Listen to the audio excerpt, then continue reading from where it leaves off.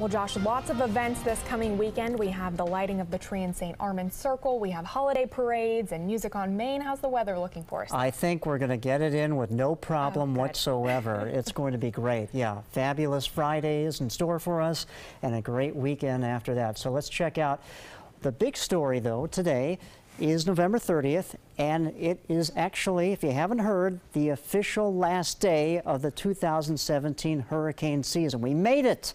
It is finally over. About 45 minutes from now, we can officially put an end to it.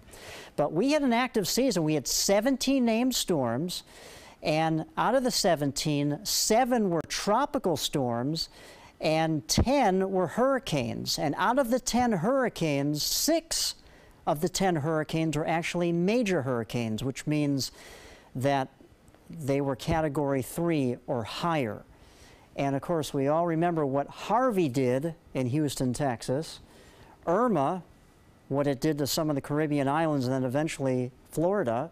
And then another one was Maria. Both Irma and Maria were Category 5 hurricanes, very strong storms, and we all know what happened from that. So we can put a rest to it.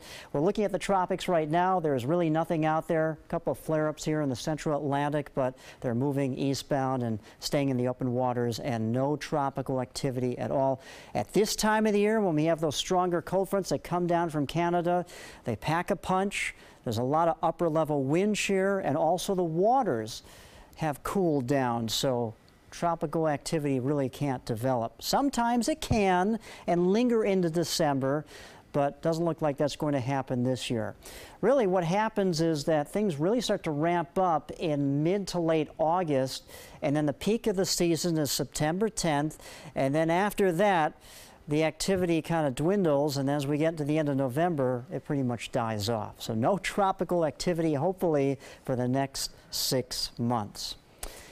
Anyway, let's check out the current temperatures right now. 66 in Sarasota, 66 in Venice right now, 64 in Arcadia, 65 in Punta Gorda at this time. The dew points, though, a little bit lower than that, 62 in Sarasota right now. As I discussed earlier, if the temperatures get close to that dew point, especially with light winds that are in the forecast tonight, we could have some areas of patchy fog, and some of that fog could be dense, especially if you're going northbound tomorrow morning, say, towards the I-4 corridor, or north of that, there could be some issues there.